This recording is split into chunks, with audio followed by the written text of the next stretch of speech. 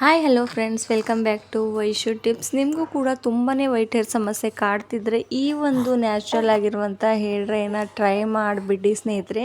ಯಾಕಂದರೆ ಇದರಿಂದ ಯಾವುದೇ ಒಂದು ಸೈಡ್ ಎಫೆಕ್ಟ್ ಇಲ್ಲ, ಹಾಗೂ ಇದರಿಂದ ನಿಮಗೂ ಏನು ಲಾಸ್ ಇಲ್ಲ ಸ್ನೇಹಿತರೆ. ಮಾಡೋದ್ರಿಂದ ಬೆನಿಫಿಟ್ಸೇ ಜಾಸ್ತಿ ಇರೋದ್ರಿಂದ ನೀವು ಕೂಡ ಟ್ರೈ ಮಾಡಿ ನೋಡ್ಬೋದು.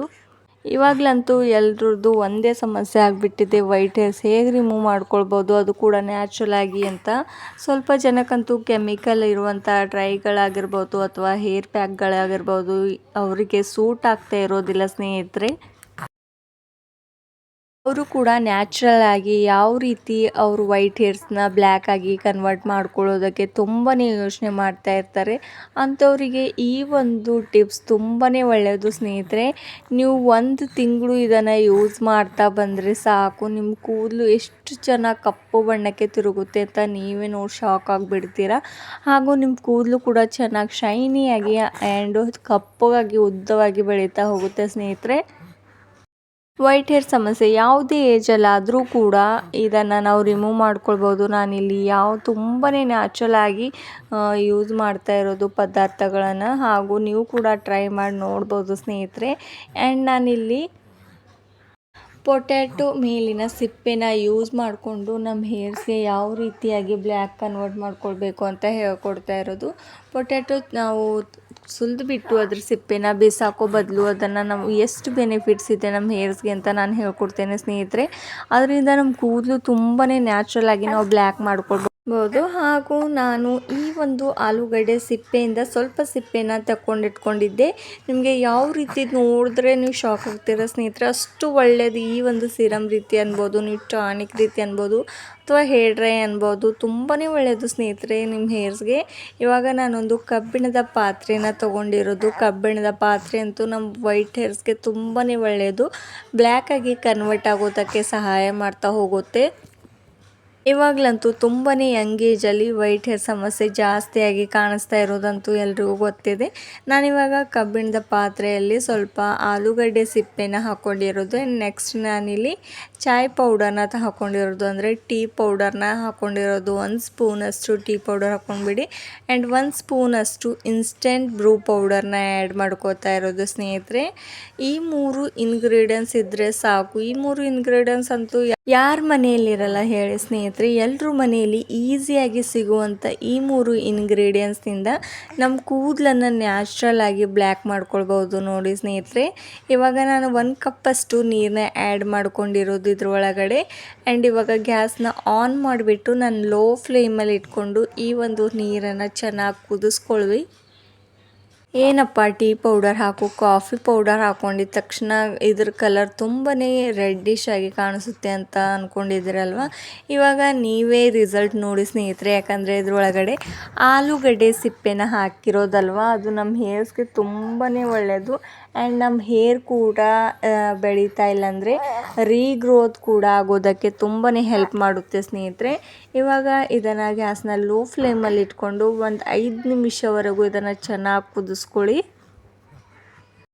ಇವಾಗಲಂತೂ ಎಷ್ಟು ಜನರು ವೈಟ್ ಹೇರ್ ಸಮಸ್ಯೆಗೆ ನ್ಯಾಚುರಲ್ ಆಗಿ ಈ ರೀತಿ ಹೋಮ್ ರೆಮಿಡೀಸ್ನ ಯೂಸ್ ಮಾಡೋ ಬದಲು ಎಷ್ಟೆಲ್ಲ ಕೆಮಿಕಲ್ನ ಯೂಸ್ ಮಾಡ್ತಾ ಇದ್ದಾರಂತೆ ಎಲ್ರಿಗೂ ತುಂಬಾ ಚೆನ್ನಾಗಿ ಗೊತ್ತು ಸ್ನೇಹಿತರೆ. ಕೆಮಿಕಲ್ ಯುಕ್ತವಾದಂಥ ಡ್ರೈಗಳನ್ನ ಹಾಕ್ಕೊಂಡ್ಬಿಟ್ಟು ಅವ್ರ ಕೂದಲನ್ನು ತುಂಬಾ ಹಾಳು ಮಾಡ್ಕೋತಾ ಇರೋದು ಸ್ನೇಹಿತರೆ. ಇವಾಗಲಂತೂ ನಮ್ಮ ಒಂದು ಎಷ್ಟು ಸೌಂದರ್ಯವಾಗಿ ಕಾಣಿಸ್ಬೇಕಂದ್ರೆ ನಮ್ಮ ಹೇರ್ಸ್ ಕೂಡ ಚೆನ್ನಾಗಿರಬೇಕು ಅಂತ ಎಲ್ರಿಗೂ ಆಸೆ ಇರುತ್ತೆ. ಅದ್ರ ಬದಲಾಗಿ ನಾವು ತುಂಬಾ ಅಂದರೆ ಸ್ವಲ್ಪ ಟೈಮಲ್ಲಿ ನಮ್ಮ ಕೂದಲು ಬ್ಲ್ಯಾಕ್ ಆಗೋದಕ್ಕೆ ನಾವು ಈ ರೀತಿ ಕೆಮಿಕಲ್ ಯುಕ್ತವಾದಂಥ ಮೆಹಂದಿಗಳು ಅಥವಾ ಡೈಗಳನ್ನ ಹಾಕ್ಕೊಳ್ತಾ ಬರ್ತೀವಿ, ಹಾಗೂ ನಮ್ಮ ಕೂದಲು ತಕ್ಷಣದಲ್ಲಿಯೇ ಬ್ಲ್ಯಾಕ್ ಮಾಡ್ಕೋತಾ ಹೋಗ್ತೇವೆ ಸ್ನೇಹಿತರೆ. ಅದರಿಂದ ಏನಾಗುತ್ತೆ ಅಂತಂದರೆ ನಮ್ಮ ಕೂದಲು ಸ್ವಲ್ಪ ದಿನದ ಮಟ್ಟಿಗೆ ಬ್ಲ್ಯಾಕ್ ಆಗಿ ಬಿಡುತ್ತೆ. ಆ್ಯಂಡ್ ನೆಕ್ಸ್ಟ್ ನಮ್ಮ ವೈಟ್ ಹೇರ್ ತುಂಬಾ ಜಾಸ್ತಿ ಆಗ್ತಾ ಹೋಗುತ್ತೆ ಸ್ನೇಹಿತರೆ. ಹಾಗೂ ನಮ್ಮ ಕೂದಲು ಬೆಳವಣಿಗೆ ಕೂಡ ಕಡಿಮೆ ಆಗ್ತಾ ಹೋಗುತ್ತೆ ಸ್ನೇಹಿತರೆ. ಯಾಕಂದರೆ ನಾವು ಕೆಮಿಕಲ್ ಯುಕ್ತವಾದಂಥ ಡೈಗಳನ್ನ ಬಳಸಿ ನಮ್ಮ ಸ್ಕ್ಯಾಲ್ಪಲ್ಲಿ ತುಂಬಾ ಹಾನಿಕಾರವಾಗಿ ಉಂಟಾಗುವಂಥ ಅಂಶಗಳಿರುತ್ತೆ. ಆ ಒಂದು ಕೆಮಿಕಲ್ ಯುಕ್ತವಾದಂಥ ಡೈಗಳಾಗಿರ್ಬೋದು ಅಥವಾ ಮೆಹಂದಿಗಳಾಗಿರ್ಬೋದು, ಅದರಿಂದ ನಮ್ಮ ಸ್ಕ್ಯಾಲ್ಪಲ್ಲೂ ಈಚಿಂಗ್ ಪ್ರಾಬ್ಲಮ್ ಆಗಿರ್ಬೋದು ಅಥವಾ ಗುಳ್ಳೆಗಳಾಗ್ತಾ ಹೋಗುತ್ತೆ. ಸ್ವಲ್ಪ ಜನಕ್ಕೆ ಸೂಟ್ ಆಗೋದಿಲ್ಲ ಸ್ನೇಹಿತರೆ. ಇವಾಗ ಈ ಒಂದು ಮೆಹಂದಿ ಅಥವಾ ಹೇರ್ ಪ್ಯಾಕ್ ಅಥವಾ ಹೇರ್ ಸಿರಮ್ ಅನ್ಬೋದು ಸ್ವಲ್ಪ ಇವಾಗ ಕುದ್ದಿದ್ದಾಗಿದೆ. ಯಾವ ರೀತಿ ಕಪ್ಪು ಬಣ್ಣಕ್ಕೆ ತಿರುಗಿದೆ ಅಂತ ನೀವೇ ನೋಡ್ತಿದ್ರಲ್ವ ಸ್ನೇಹಿತರೆ. ತುಂಬಾ ಕಪ್ಪು ಬಣ್ಣಕ್ಕೆ ಬಂದಿರೋದು ಈ ಒಂದು ಹೇರ್ ಸಿರಮ್ ನಮ್ಮ ಹೇರ್ಸ್ಗೆ ತುಂಬಾ ಒಳ್ಳೆಯದು. ಇವಾಗ ಇದನ್ನು ಇನ್ನೂ ಒಂದು 2 ಮಿನಿಟ್ಸ್ವರೆಗೂ ಇದನ್ನು ಚೆನ್ನಾಗಿ ಕುದಿಸ್ಕೋತಾ ಇರೋದು. ಇವಾಗ ಸ್ಪೂನಲ್ಲಿ ಹಾಕ್ಕೊಂಡ್ರೆ ಎಷ್ಟು ಚೆನ್ನಾಗಿ ಕಪ್ಪು ಬಣ್ಣಕ್ಕೆ ಬಂದಿದೆ ಅಂತ ನೀವೇ ನೋಡ್ತಿದ್ದೀರ ಅಲ್ವಾ ಲೈವ್ ರಿಸಲ್ಟಲ್ಲಿ. ನಾನು ಇದರೊಳಗಡೆ ಯಾವುದೇ ಒಂದು ಡೈ ಹಾಕಿಲ್ಲ ಅಥವಾ ಯಾವುದೇ ಒಂದು ಕೆಮಿಕಲ್ ವಸ್ತುಗಳನ್ನು ಯೂಸ್ ಮಾಡಿಲ್ಲ ಸ್ನೇಹಿತರೆ. ತುಂಬಾ ನ್ಯಾಚುರಲ್ ಆಗಿ ಈ 3 ಇಂಗ್ರೀಡಿಯೆಂಟ್ಸ್ನ ಹಾಕಿಬಿಟ್ಟು ಇಷ್ಟು ನಮಗೆ ಕಪ್ಪು ಬಣ್ಣಕ್ಕೆ ಬಂದಿರುವಂಥ ಈ ಒಂದು ಸಿರಮ್ ಇವಾಗ ರೆಡಿ ಆಗ್ತಾ ಇರುವಂಥದ್ದು. ಈ ಒಂದು ಸಿರಮ್ ಮಾಡಲು ಕೂಡ ತುಂಬಾ ಈಸಿಯಾಗಿ ಮಾಡ್ಬೋದು ಹಾಗೂ ಸ್ವಲ್ಪನೇ ಕಡಿಮೆ ಇಂಗ್ರೀಡಿಯೆಂಟ್ಸ್ನಿಂದ ನಾವು ಮಾಡ್ಕೊಳ್ಬೋದು ಸ್ನೇಹಿತರೆ. ಇವಾಗ ಈ ಒಂದು ಸಿರಮ್ ರೆಡಿ ಆಗೋಗ್ಬಿಟ್ಟಿದೆ. ನಾನು ಇದನ್ನು ಒಂದು 10 ಮಿನಿಟ್ಸ್ವರೆಗೂ ಇದನ್ನು ತಣ್ಣಗಾಗಲು ಹಾಗೆ ಬಿಟ್ಟಿರ್ತೇನೆ ಸ್ನೇಹಿತರೆ.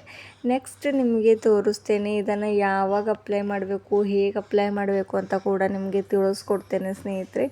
ಇದು ನಿಮ್ಮ ಹೇರ್ಸ್ಗೆ ಇವಾಗಲಂತೂ ಚಿಕ್ಕ ಮಕ್ಕಳಿಗೂ ತುಂಬಾ ವೈಟ್ ಹೇರ್ ಸಮಸ್ಯೆ ಕಾಡ್ತಿರೋದು ಗೊತ್ತೇ ಇದೆ.